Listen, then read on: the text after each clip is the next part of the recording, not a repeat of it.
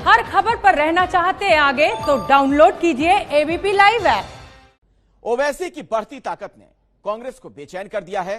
पहले कांग्रेस को बीजेपी ने सत्ता से बाहर किया, अब ओवैसी उसके मुस्लिम वोटों में सेंधमारी कर रहे हैं और यही वजह है कि कांग्रेस के नेता ओवैसी को अब मुस्लिम बीजेपी बनाने में जुट गए हैं।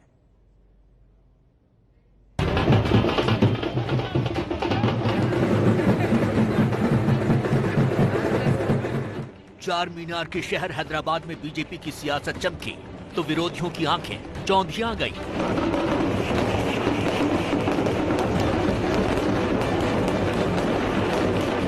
वो बीजेपी जो कभी हैदराबाद नगर निगम में एक एक सीट जीतने के लिए संघर्ष करती थी, वो अपने दम पर दूसरे नंबर की पार्टी बन गए। आखिर बीजेपी की इस जीत के पीछे उसकी रणनीति है या वो ध्रुवीकरण की वो सियासत जिसका सूत्रधार विरोधी ओवैसी को बताते रहे हैं। बिहार से लेकर हैदराबाद निगम के चुनाव तक में ओवैसी की पार्टी पर बीजेपी की बी टीम होने का आरोप लगा, लेकिन अब हैदराबाद में सबसे करारी हार झेलने वाली कांग्रेस के बड़े नेता तारिक अनवर ने ओवैसी की पार्टी को मुस्लिम बीजेपी बता दिया है। जिस तरह का उनका प्रचार है, जिस तरह से वो काम कर रहे हैं, उससे सीधे सीधे बीजेपी को फायदा मिल रहा है। मैंने अगर कहा है मुस्लिम बीजेपी तो गलत नहीं कहा है। मुस्लिम बीजेपी कहने के पीछे मेरे उत्तर यही है कि वो डायरेक्टली और इनडायरेक्टली वो बीजेपी को ही मदद कर रहे हैं। तारिक अनवर ने बीजेपी और ओवैसी की सियासत का आधार ध्रुवीकरण बताया और कहा कि अब पर्दे के पीछे के गठजोड़ को छोड़ दोनों को साथ आ जाना चाहिए। दोनों की आइडियोलॉजी एक है। एक तरफ ओवैसी साहब ये कहते हैं कि इत्तेहादुल मुस्लिमीन यानी मुसलमानों को एक करने का काम कर रहे हैं वो, तो इधर भारतीय जनता पार्टी वही काम कर रही है, हिंदुओं को एक करने की बात कर रही है। तो दोनों के आइडियोलॉजी में बेसिक कोई फर्क नहीं है। दोनों एक दूसरे के एक तरह से मददगार हैं। ओवैसी पर ऐसे हमले बिहार में महागठबंधन की हार के बाद भी हुए थे। बिहार चुनाव में ओवैसी ने 40 सीटों पर अपने उम्मीदवार उतारे थे।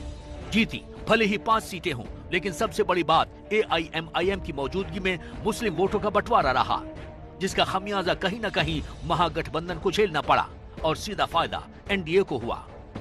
पहले ओवैसी पर आरोप बीजेपी की बी टीम का था और अब पार्टी को मुस्लिम बीजेपी बताया जा रहा है। हालांकि AIMIM के नेता मुस्लिम बीजेपी जैसे बयानों को कांग्रेस नेताओं की खोज से जोड़ रहे हैं। मैं समझता हूं कि तारिक अनवर साहब की जो बौखलाहट है वो बिल्कुल ठीक है।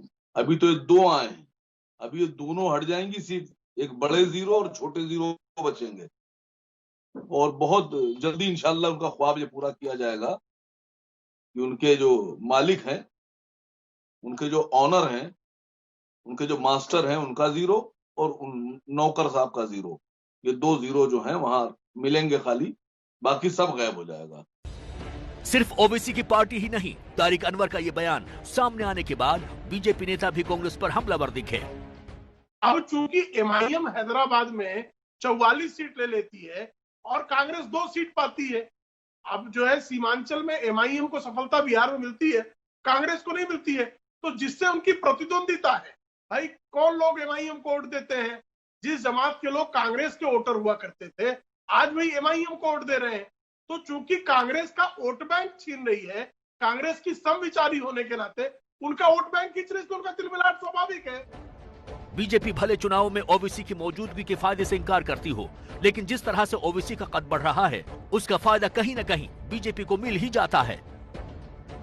हैदराबाद निगम के चुनाव के बाद अब ओवैसी ने मिशन बंगाल का ऐलान कर दिया है, जहां बीजेपी भी ममता बनर्जी को सत्ता से बाहर करने के लिए जोर लगाए हुए है। बंगाल की सियासत में मुस्लिम वोटों की बड़ी अहमियत है, क्योंकि प्रदेश में करीब 27% मतदाता मुस्लिम हैं और फिलहाल इन मुस्लिम वोटों पर ममता बनर्जी की पार्टी TMC की पकड़ मानी जाती है। लेकिन ओवैसी ने जिस तरह बिहार में बंगाल से सटे इलाके में अपना दम दिखाया है, उसका असर बंगाल चुनाव में दिख सकता है। अगर ऐसा हुआ तो इसका भी फायदा बीजेपी को होगा। यही वजह है कि विरोधी बीजेपी पर ओवैसी वाला फॉर्मूला अपनाने का आरोप लगा रही है और कोशिश है कि आने वाले चुनाव में इस फॉर्मूले को किसी भी तरह से फेल किया जाए।